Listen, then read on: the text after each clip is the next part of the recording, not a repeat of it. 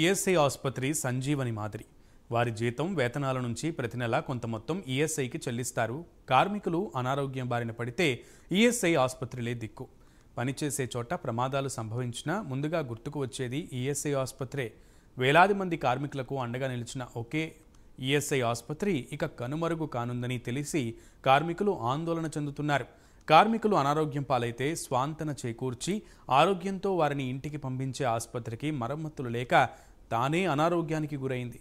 ఇప్పుడు మూతపడనుంది. ఎంతోమంది రోగులకు వైద్యం అందించి ప్రస్తుతం శాశ్వతంగా మూతపడనున్న కాగజ్ నగర్ ఈఎస్ఐ ఆసుపత్రిపై ప్రైమ్ 9 ప్రత్యేక కథనం.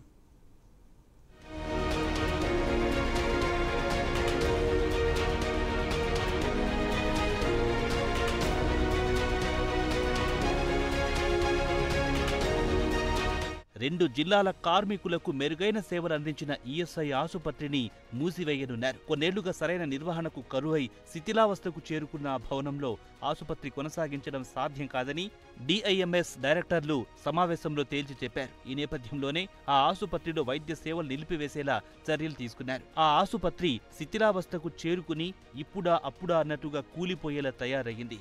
అసాంఘిక కార్యకలాపాలకు అడ్డాగా మారింది. దీంతో కార్మికులు, వారి కుటుంబ సభ్యులు ఆసుపత్రికి వెళ్లాలంటేనే భయపడుతున్నారు.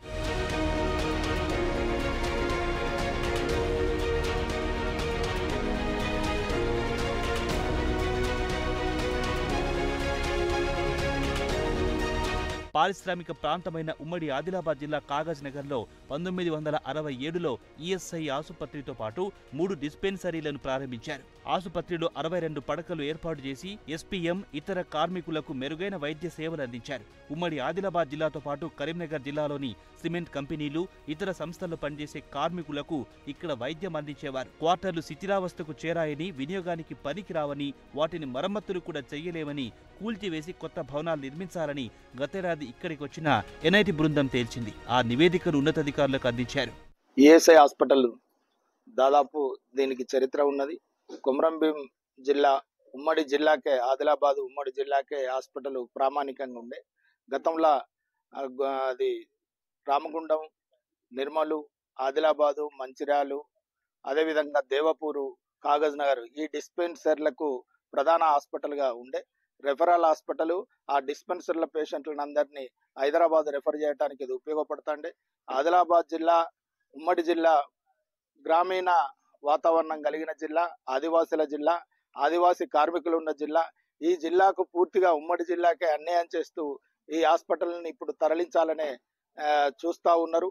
ఇప్పటికీ ఈ హాస్పిటల్ని తరలించి పూర్తిగా ఈ జిల్లాకు, ఉమ్మడి జిల్లాకే అన్యాయం చేయడానికి, వైద్య సౌకర్యం అందకుండా చేసే ప్రయత్నం కేంద్ర ప్రభుత్వం, రాష్ట్ర ప్రభుత్వం చేస్తూ ఉంది. అట్లా కాకుండా ఈ హాస్పిటల్ని కాపాడాల్సిన బాధ్యత ఈ ప్రభుత్వం మీద ఉంది.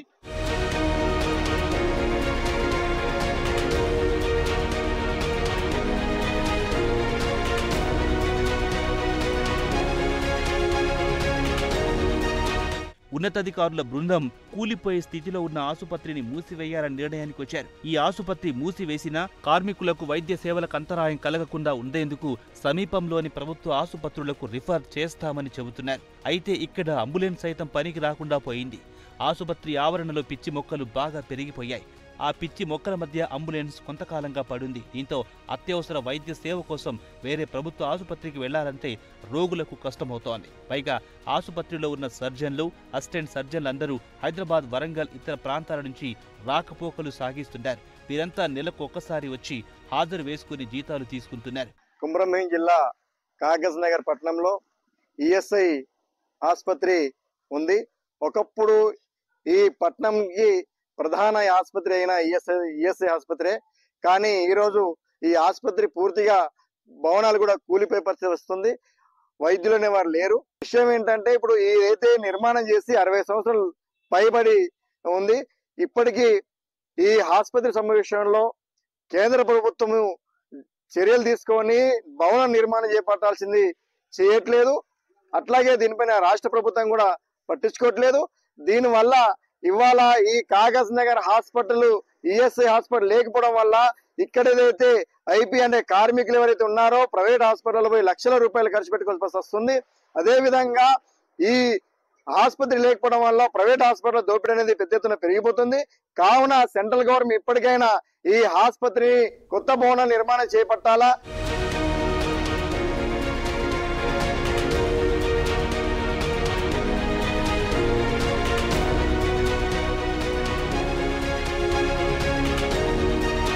సిర్పూర్ పేపర్ మిల్లు కార్మికులు, ఇతర కార్మికులు కలిసి దాదాపు 13,000 మంది వరకు ఈఎస్ఐ కార్డుదారులున్నారు.